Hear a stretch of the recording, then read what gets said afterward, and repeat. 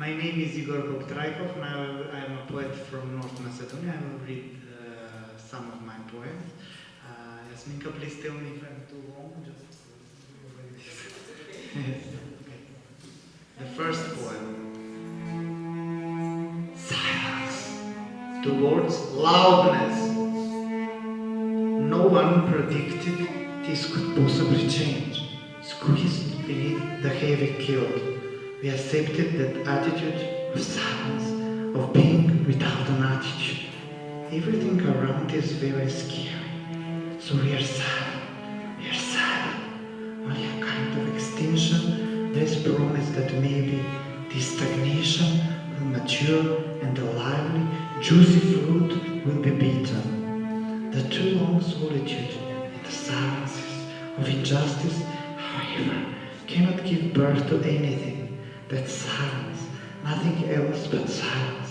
Even the smallest movement is tearing off from the cradle of certainty and from the unhappiness at the same time. We are silent, we exist, we don't have anything to take, we don't have from where, we have no one to borrow from, we have no one, we don't have, so that we'll last just by listening, so that we'll pretend that we understand nothing. Above all of us, hypocrisy is to be in the oppression of the lie, volatility and false values. Shall we raise a little at least that killed from us, for outside something to be, with us together, something to happen, despite the burden of the internal silence, memories as heroes of Thanatos, with their almost extinguished lamps, are floating, pressed against the ceiling by the bodily violence to take. The one who takes the most is the hungriest. He needs blood on his palate to absorb it. He licks the victim's wound, festering and sick. Men suppressed blisters in the scrum, to the abandoned he begs. It's over soon. It hurts a lot.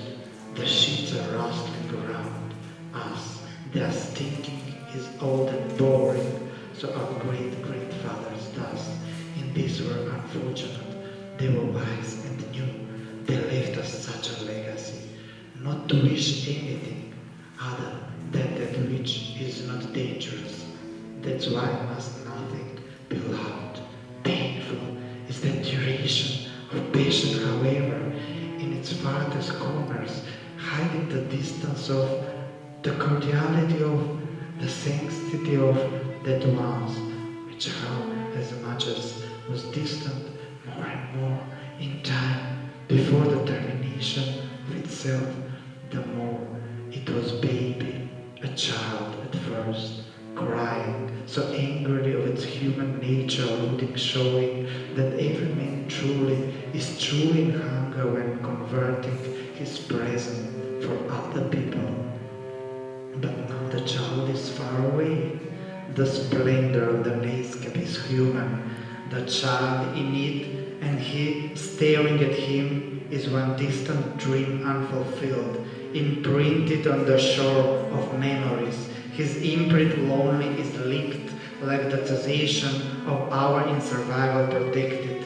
Sleep now, all of you, in the sweet dream only. You will feel the lust of a child, transferred from heaven to you, towards the end of your beginnings, without stalking the last childish crazy till their unconsciousness after, through the regions of our world.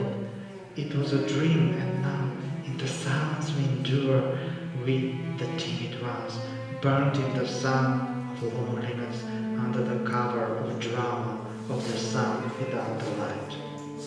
But one morning the rough casing, which allegedly a protective hug was too cold, as like our flesh with ice spikes, was stuck to us, and then the roar primeval put a step in earthly light and straightened up the human corpse from the cot of the fruitless and began to shout, to shout, to shout. The silence of the night shook.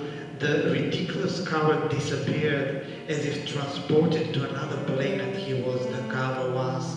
Python's clamp, bone breaker was now, is torn apart by the dogs, vultures dragged to Hades. It's underground now.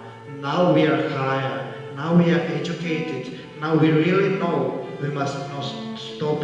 We mustn't be afraid to walk constantly, nor a bit to stop even. Let's shout, let's shout, let's shout!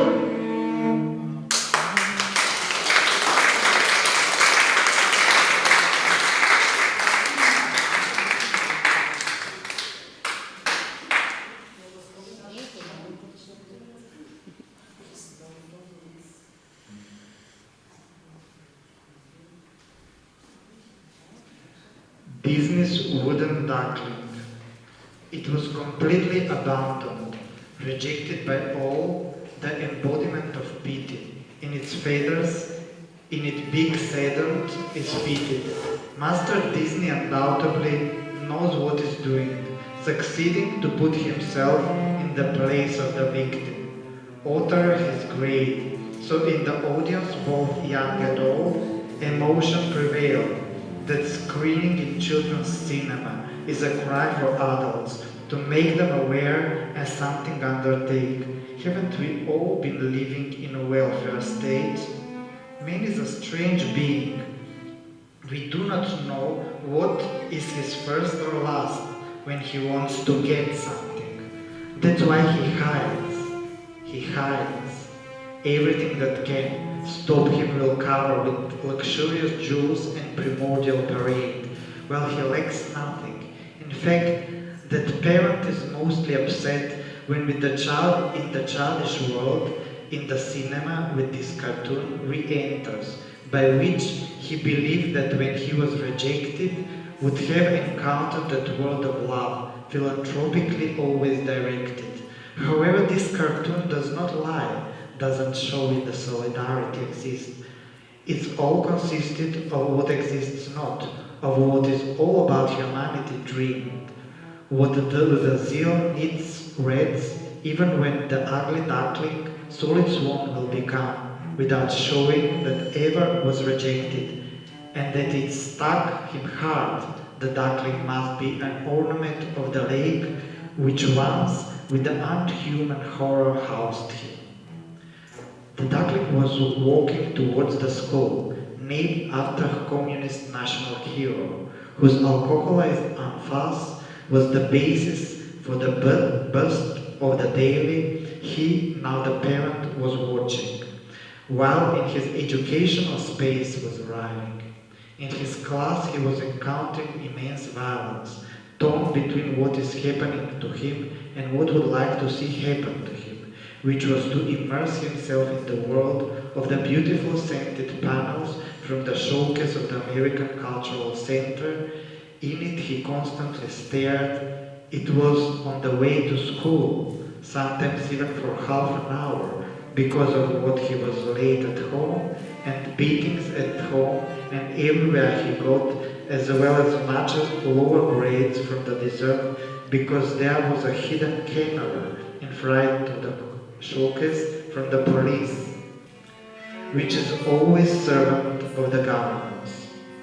All in the lucrativeness of the passion to gain more, it organized the catman to run the black cats in front of him before the tests, when he would receive reduced grades. And when he went to the fair, constantly P was creating him hell, following him. In the fair bound, the wooden duckling, that fake friend was installing, so the weaver of the showcase would have licked his brain while the floating in the fair pond was watching. They demolished the beautiful building of the fair without having to ask anyone, not even those who sailed the wooden duck, and its skull strokes glorified. That pond exists no more. On the side of the fair is shopping mall with a rainbow on the facade, But where with profiteering is being built, there are no rebirths during the day. That rainbow is the sole space of the fair, although the heat of wood made him bleed profusely, that man still wants to see the pond. That's what would have become of what was thought to be virtuous.